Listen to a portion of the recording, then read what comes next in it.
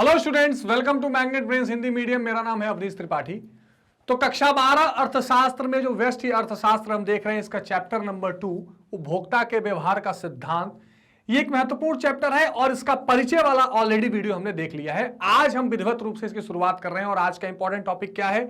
उपयोगिता एवं उसके प्रकार। यानी उपयोगिता क्या होती है, उसके क्या क्या प्रकार होते हैं, यानी कुल उपयोगिता, सीमांत उपयोगिता, ये दो महत्वपूर्ण चीजों के बारे में आज हम समझेंगे। और आज के इस सेशन में हम कुल उपयोगिता और सीमांत उपयोगिता का परिचय, उनका एक तरह से कर्व और उनके पूरे नेचर को समझने का प्रयास करेंगे।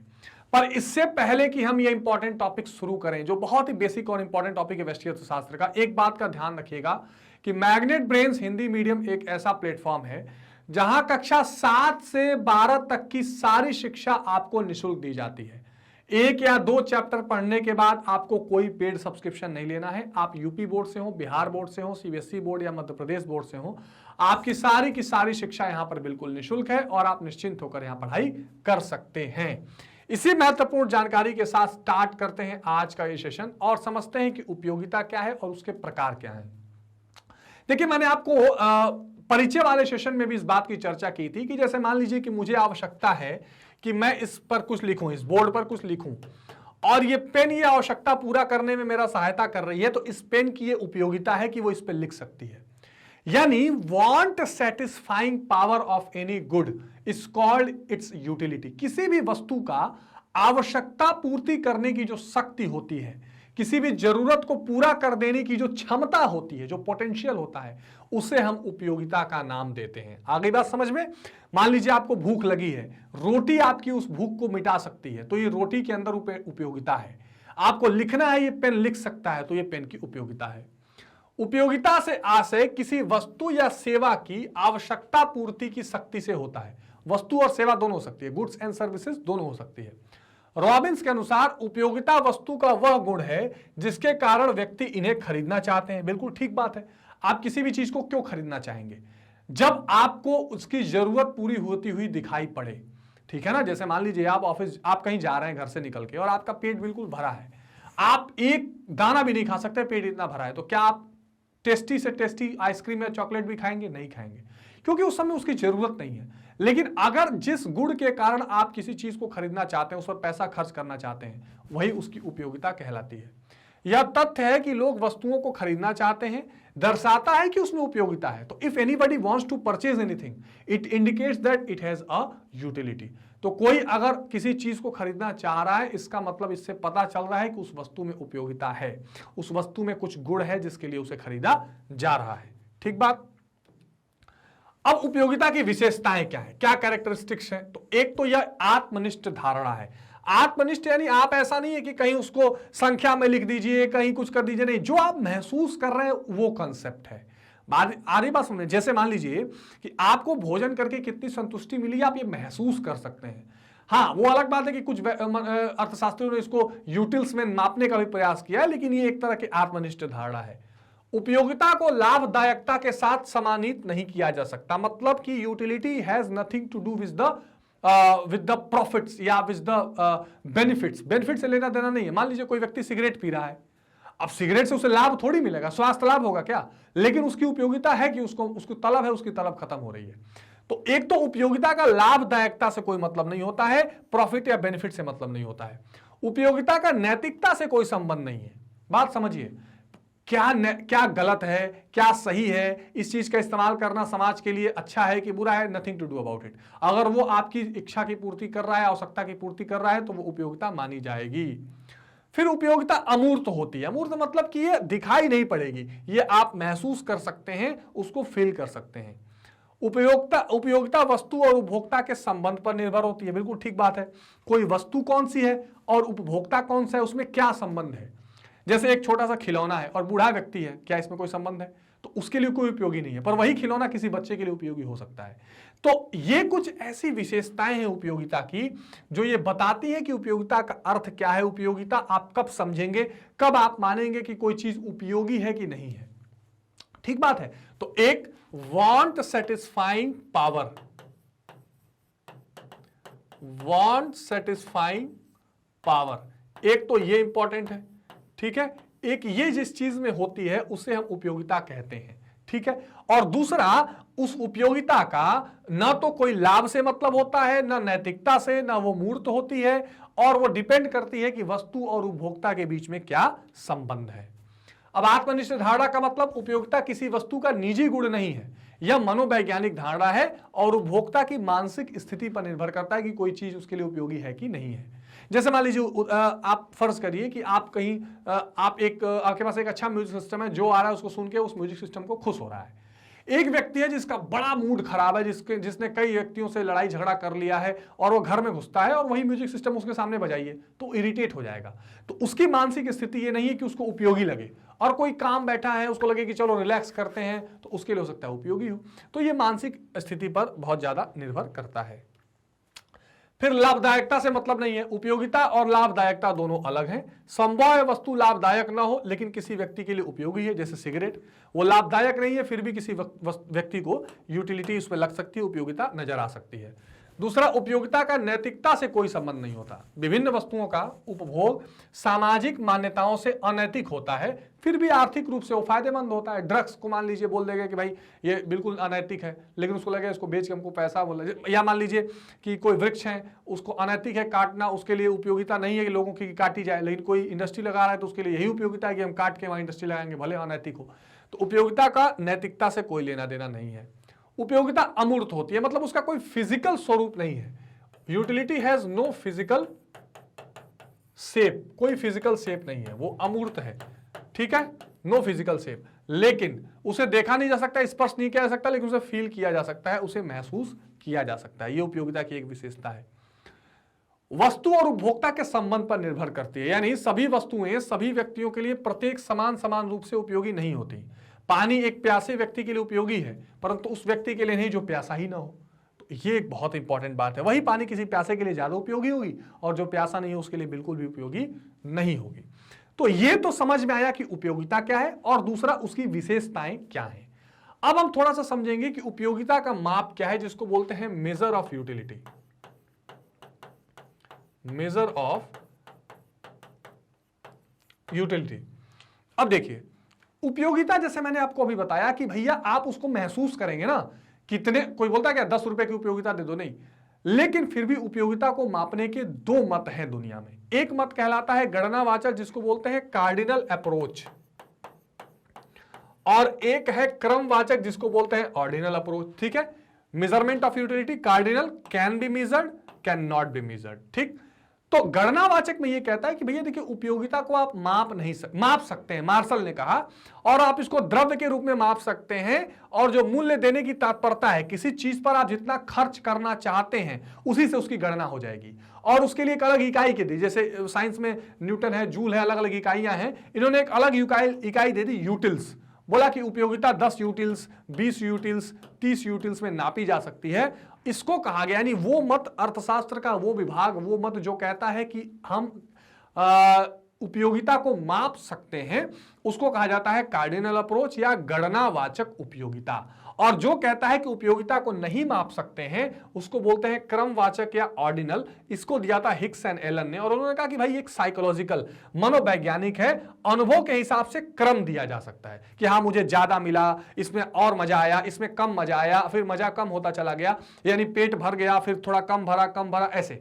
यानी आप जो एक प्रेफरेंस है, जो क्रम है, वो अलॉट कर सकते हैं। आप ये सोचें कि इसको संख्या में या द्रव्य में हम साबित कर दें, लिख दें, ये संभव नहीं है। तो फिर से हमारे साथ समझिए, उपयोगिता को मापने की दो विधियां, एक गणनावाचक उपयोगिता वाला सिद्धांत है जो कार्डिनल अप्रोच को या गणनावाचक कहलाता है, जो मार्शल द्वारा दिया गया, और उन्होंने कहा कि उपयोगिता को द्रव्य के रूप में मापा जा सकता है।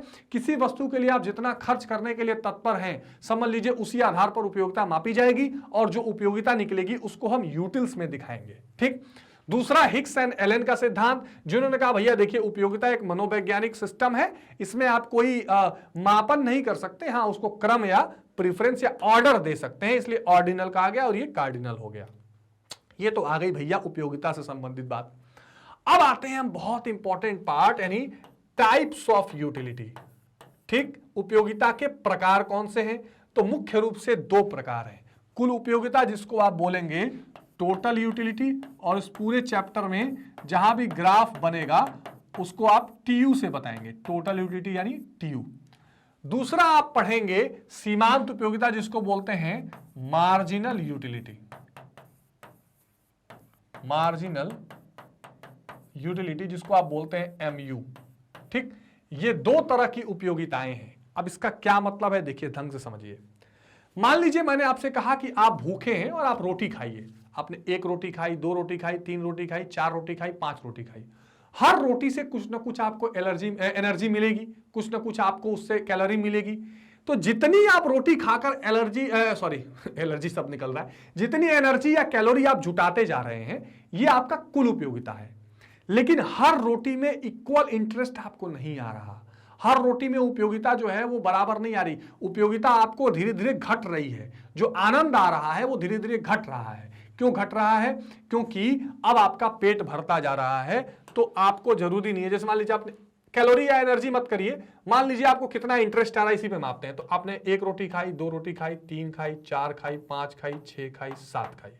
ठीक, तो आपको पहले 10 मिला, मान लीजिए आपने एक तो 10 उपयोगिता प्राप्त हुई, फिर 18 हो गई, फिर 24 हो गई, फिर 28 हो गई, फिर 30 हो गई। अब यहां आकर आपका पेट भर गया है। अब अगर आप एक ब्रेड और खाते हैं, एक रोटी और खाते हैं, तो भी 30 ही मिल रही है। और अगर इसके बाद भी आप अगर रोटी खाना कंटिन्यू रखते हैं, तो हो सकता है आपका पेट भी डिस्टर्ब हो जाए, ये अब घटने लगेगी। यानी जैसे जैसे आप रोटी खा रहे हैं आपकी उपयोगिता बढ़ रही है, लेकिन अब लास्ट में जाकर ये घट गई। ये हो गया आपका टीयू, टोटल यूटिलिटी। फिर आप क्या होगा, आप सीमांत उपयोगिता निकालिए, मार्जिनल यूटिलिटी। होता क्या है कि पहले यूनिट पर तो दोनों बराबर रहते हैं, लेकिन इसके बाद जब आपने एक रोटी के बाद दूसरी रोटी खाई है, तो कितनी उपयोगिता बढ़ी है? केवल 8 की। ठीक, यानी पहला तो आपने रोटी खाया, खूब आनंद आया, आपको एकदम भूखे थे। फिर दूसरा खाया तो थोड़ा बहुत अब पेट आपका भर गया था। तीसरा खाया तो बढ़ तो रहा है, पर ये इसका गैप घट रहा है।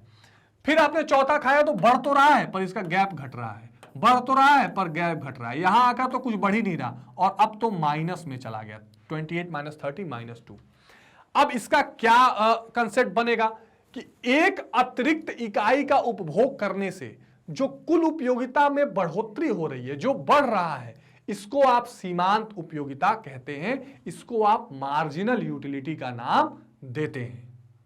तो ये रिलेशन ध्यान रखिएगा। जैसे मान लो मैं आपको बोलूं कि एमयू और टीयू का ग्राफ बनाओ, तो आप चाहो तो सिंपल ऐसे भी बना सकते हो। कैसे, इनका रिलेशन क्या है देखिए। हाँ, के संबंधों पर अलग एक मैं बनाऊंगा वीडियो। तो ये आप 10, 8, 6, 4, 2, 0, -2, आप ये आराम से लिख के यहां से टीयू निकाल सकते हो। 10 का 10, 10 और 8 18, क्योंकि इन दोनों के बीच का गैप ही एमयू होता है। 18 और 6 24, 24 और 4 28, 28 और 2 30, 30 और 0 30, और 30 - 2 28। ठीक, या मान लीजिए ये टीयू दिया हुआ है और आपको एमयू निकालना है, तो पहला टीयू ही पहला एमयू होता है। 10 का 10, फिर 18 में से 10 8, 24 में से 18 6, 28 में से 24 4, 30 - 28 2, 30 - 30 0, 28 - 30 -2। यानी ये जो अगला टीयू होता है उसके ऊपर वाला टीयू माइनस कर लीजिए तो एमयू निकल जाता है। इसीलिए एमयू का फॉर्मूला होता है एमयू = TUN - TUN - 1। यानी अगर ये TUN है तो इसके ऊपर वाला n-1 हुआ, तो इसमें से इसको माइनस कर दीजिए तो अगला एमयू निकल जाता है। ये बहुत इंपॉर्टेंट पार्ट है, ध्यान रखिएगा। कई बार जैसे मान लीजिए आपका ये बीच वाला मिटा देगा, अब कहेगा यहाँ का टीयू बताइए, तो आपको पता है अगला एमयू 2 है, यानी अगला यूनिट खाने के बाद 2 यूनिट और बढ़ा है, तो 28 और 2 जोड़ दीजिए 30। ठीक, कई बार मान लीजिए एमयू मिटा देगा, कहेगा एमयू बताइए, और आपको पता है टीयू अगला 30 है, तो 30 में से 30 जाएगा तो 0 आ जाएगा। तो सीमांत उपयोगिता क्या है? जब आप किसी चीज की एक अगली इकाई इस्तेमाल करते हैं तो जितना कुल उपयोगिता में वृद्धि होता है वो सीमांत उपयोगिता है। और सीमांत उपयोगिता, ये जो कुल उपयोगिता क्या है, जितनी आप यूज कर रहे हैं कोई वस्तु, उससे जो उपयोगिता प्राप्त हो रही है। तो ये दोनों महत्वपूर्ण उपयोगिताएं हैं। और जब आप इस टेबल के अनुसार इस ग्राफ को खींचने का प्रयास करेंगे तो आपको कुछ यूं ऐसा ग्राफ दिखाई पड़ेगा। मैं अभी इसको भी आपको प्लॉट करना सिखा देता हूं, इसको भी आप समझ लीजिए। तो उपयोगिता के कितने प्रकार हुए? कुल उपयोगिता और सीमांत उपयोगिता। अच्छा, आगे देखते हैं। अर्थशास्त्र ने उपयोगिता के 2 भागों में विभाजित किया है, सीमांत और कुल उपयोगिता। अब सीमांत उपयोगिता क्या है, पहले इसी को देख लेते हैं।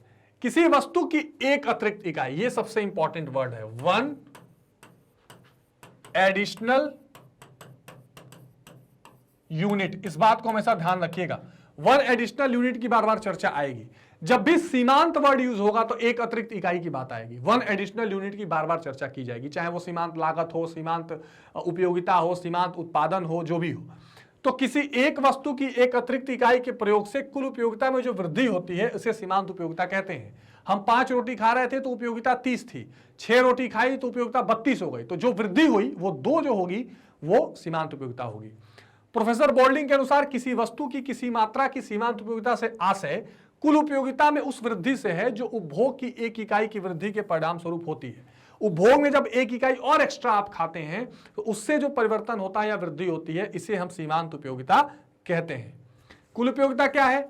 अच्छा, इसका फॉर्मूला आप चाहें तो लिख सकते हैं mu equals to TUN minus 1। वही जो चीज मैं आपको अभी समझा रहा था, ये इसके फॉर्मूले के रूप में आप इस्तेमाल कर सकते हैं। ठीक बात है।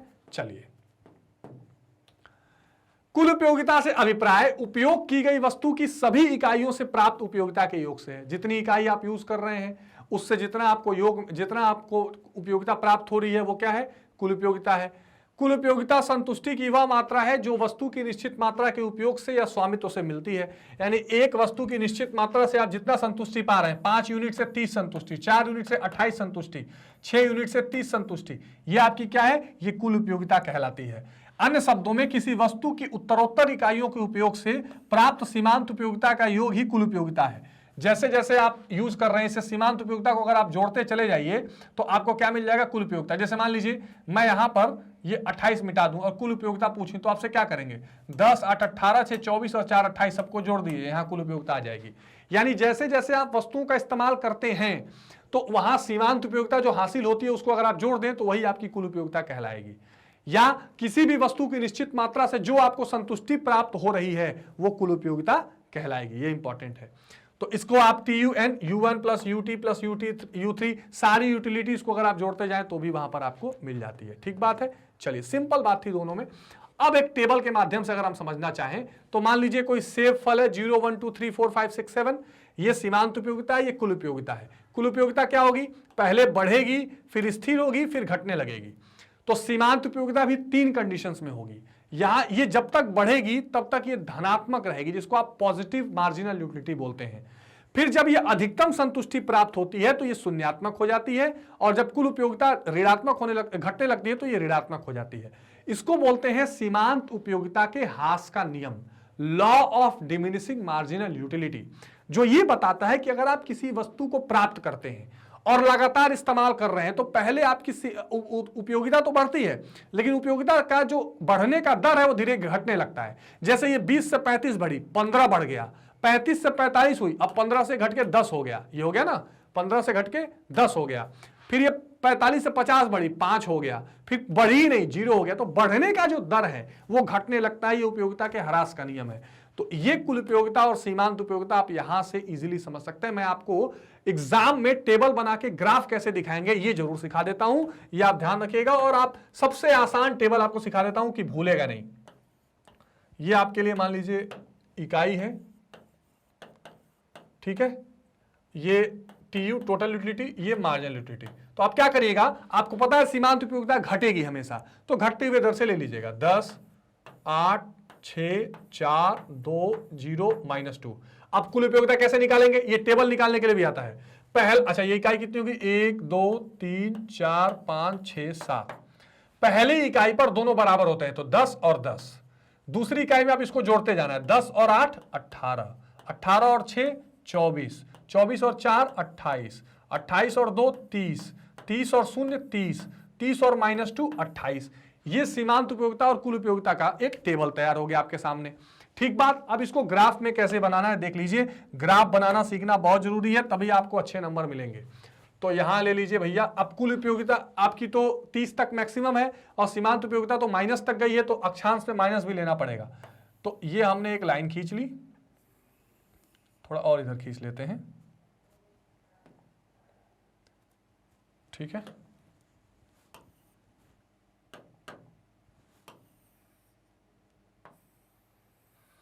यहां ले लेते हैं TU और MU दोनों, यानी इस y अक्षांश पर हम कुल उपयोगिता और सीमांत उपयोगिता दोनों ले लेते हैं। यहां ले लेते हैं इकाई। इकाई कहां तक है? 1 से 7 तक। ये 0 है, 1 2 3 4 5 6 7। अब ये दोनों दिखाना है इसी अक्षांश पे, तो ये -2 से लेके और मैक्सिमम 30 तक है। तो यहां से ले लो -2 0 2 4 6 8 10 12 14 16 18 20 और ज्यादा बड़ा लेना पड़ेगा, या 3 का गैप ले ले तो भी चल जाएगा। ठीक है, थोड़ा और बड़ा ले लेते हैं तो ये ज्यादा बेहतर होगा। मैं आपको यहां पे बनाता हूं इस वाले, ठीक है। लेट सपोज ये यहां बनाते हैं, अब आसानी से बन जाएगा। ठीक है, 0 -2 2 4 6 8 10 12 14 16 18 20 22 24 26 28 30, यहां तक हमने ले लिया। -2 से लेके 30 तक। ये 1 2 3 4 5 6 7, ये हो गई इकाई। ठीक, यहां हमने लिया है TU और MU। ये सब बताना पड़ता है। ये y एक्सिस होती है, ये x एक्सिस होता है। हमने x अक्षांश पे इकाई ले ली, y अक्षांश पे कुल उपयोगिता और सीमांत उपयोगिता ले ली, जिसको आप TU MU बोलते हैं। कोई दिक्कत? अब सबसे पहले कुल उपयोगिता हम क्या करते हैं, खींच लेते हैं। तो टेबल क्या था, टेबल भी यहां बना लेते हैं। ऐसे था ना, 10 8 6 4 2 0 -2, ये क्या था 10 18 24 24 4 28 28 2 30 30 और 0 30 और 28, यही था ना, ये यूनिट था। तो ये टेबल था। अब पहले कुल उपयोगिता खींच लेते हैं। कितना है? 1 पे 10, पहले पे 10, दूसरे पे 18, ये दूसरी यूनिट, और ये 18, तीसरे पे 24, ये तीसरी यूनिट, और ये रहा 24, ये 24 यहां पे है। चौथे पे 28, पांचवें पे ये 30, यहां 30 है सबसे ऊपर, छठे पे भी 30, सातवें पे फिर 28 हो गया। ठीक है ना। तो यहां से स्टार्ट हुआ और ये ऐसे गया और ऐसे आ गया, इसको बोलते हैं टोटल यूटिलिटी। अब MU खींचते हैं। MU भी पहले यूनिट पे 10 था, तो ये पहले पे 10 यहीं से स्टार्ट होगा, दूसरे पे 8, ये 2 और 8, तीसरे पे 6, चौथे पे 4, पांचवें पे 2, छठे पे 0, सातवें पे -2, -2 यहां है, देखिए यहां नीचे। तो ये यहां से चलेगा, यहां आ जाएगा। ये हो गया MU। ये कुल उपयोगिता और सीमांत उपयोगिता का वक्र है। और संबंध वाला तो मैं अलग एक टॉपिक बनाऊंगा, लेकिन मैं आपको बता देता हूं 3 तरह की सीमांत उपयोगिता है। जब कुल उपयोगिता ये बढ़ रही है तो सीमांत उपयोगिता धनात्मक है। देख लीजिए, यहां तक कुल उपयोगिता बढ़ी है, यहां तक या यहां तक मान लीजिए, तो यहां तक या नहीं 2 तक, ठीक है। तो यहां तक अगर बढ़ी है तो सीमांत उपयोगिता भी प्लस में है, माइनस नहीं हुई है। जब ये अधिकतम पहुंची है, मैक्सिमम, तब ये 0 हो गई है, और जब कुल उपयोगिता घटने लगी है तो ये माइनस में हो गई है। यानी सीमांत उपयोगिता के 3 पार्ट हैं, एक धनात्मक वाला, एक 0 वाला जिसको आप शून्य बोलेंगे, और एक ये नीचे ऋणात्मक वाला। संबंध क्या बन रहा है? कुल उपयोगिता के बढ़ने पर सीमांत उपयोगिता घटती है लेकिन धनात्मक रहती है। कुल उपयोगिता जब मैक्सिमम है तो सीमांत उपयोगिता यहां पे 0 है, ठीक। और कुल उपयोगिता जब घट रही है तो सीमांत उपयोगिता ऋणात्मक हो गई है। ये टेबल, ये ग्राफ इस तरह से आप इजीली समझा के बना सकते हैं एग्जाम में। मैंने जानबूझ के बनाया है यहां पर आपके सामने, ताकि आप भी ग्राफ को बनाना और प्लॉट करना सीख जाएं। कोई डाउट नहीं, कोई दिक्कत, कोई समस्या? कोई दिक्कत समस्या नहीं है। यही चीजें आप बता रहा था कि यहां कुल उपयोगिता बढ़ रही है तब तक सीमांत उपयोगिता धनात्मक है, जब कुल उपयोगिता अधिकतम हुई है तो सीमांत उपयोगिता 0 हुई है, और जब कुल उपयोगिता घटने लगी है तो सीमांत उपयोगिता ऋणात्मक हुई है। संबंध वाले टॉपिक में मैं और थोड़ा सा बता दूंगा। ये देखिए, ये ग्राफ है जहां से ऊपर से नीचे आ रहा है और ये धीरे धीरे निगेटिव हो गया। इसको बोलते हैं पॉइंट ऑफ सैटिटी, जहां पर सबसे अधिकतम कुल उपयोगिता है और सीमांत उपयोगिता 0 है। तो सीमांत उपयोगिता के क्या रूप हैं? तो किसी एक समय में किसी वस्तु की एक के बाद एक इकाइयों का उपयोग करने से उसकी आवश्यकता की तीव्रता से तीव्रता क्रमशः कम हो जाती है। जैसे जैसे आप किसी चीज का इस्तेमाल करते हैं उसकी आवश्यकता कम होती है, और जितना ज्यादा यूज करते हैं तो आपकी संतुष्टि तो मिलती है, लेकिन संतुष्टि मिलने का जो दर है वो कम हो जाता है। इसलिए किसी वस्तु से प्राप्त उपयोगिता धनात्मक, शून्यात्मक और ऋणात्मक हो सकती है। पहले हो सकता है पॉजिटिव मिले, फिर धीरे धीरे उसकी उपयोगिता 0 हो जाए, फिर माइनस हो जाए।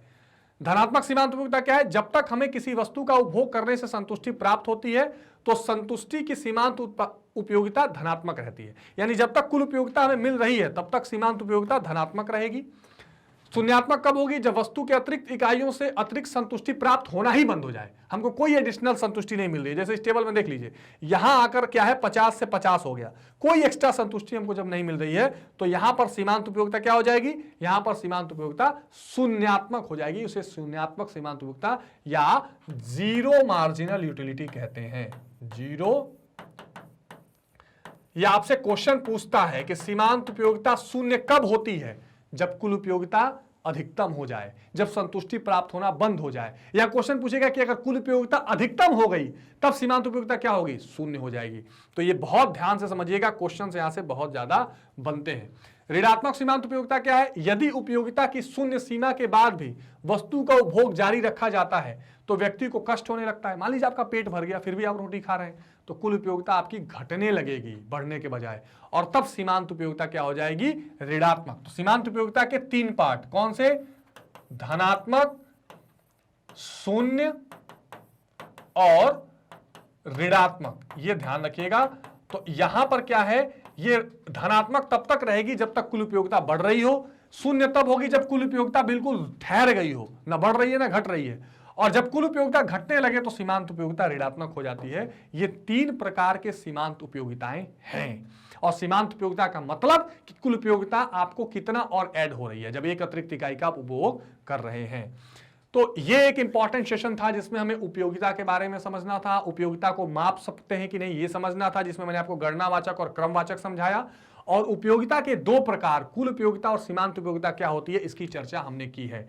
आई होप कि ये डिटेल में आपको समझ में आ गया होगा। अगर इसमें कोई डाउट, परेशानी, कंफ्यूजन है तो कमेंट बॉक्स में बता दीजिए। किसी तरह की कोई समस्या होगी तो उसे हम जरूर सॉल्व करेंगे। एक बात का और ध्यान रखिएगा, इसका अगला टॉपिक भी हम लेकर जरूर आएंगे जो इसी का इंपॉर्टेंट टॉपिक है, जिसमें हम कुल उपयोगिता और सीमांत उपयोगिता का संबंध देखेंगे, फिर उपभोक्ता संतुलन की चर्चा करेंगे। तो बने रहिए, बहुत इंटरेस्टिंग टॉपिक्स हैं। मैग्नेट ब्रेन्स का जो प्लेटफॉर्म है, इसके वेबसाइट, इसके एप्लीकेशन या इसके यूट्यूब मंच पर आप ये सारे के सारे क्लासेस फ्री में पढ़ सकते हैं। CBSE English Hindi medium, UP Bihar board, CBSE Hindi medium, banking, इसके अलावा सीयूईटी, ओलंपियाड, एनटीआरसी सब कुछ पढ़ सकते हैं आप। और आपको इसके लिए कोई पेड सब्सक्रिप्शन नहीं लेना। बुक्स और ई बुक्स के भी लिंक्स अवेलेबल हैं। हमारे जो सोशल मीडिया हैंडल्स हैं, ट्विटर, टेलीग्राम, फेसबुक, इंस्टाग्राम, इनको जरूर फॉलो कर लीजिए ताकि हर नई अपडेट्स आपको मिलती रहे। तो मिलते हैं अगले वीडियो में, इसी चैप्टर के अगले पार्ट में, बहुत इंपॉर्टेंट है, जरूर मिस मत करिएगा उसको। तब तक टेक केयर, बाय बाय।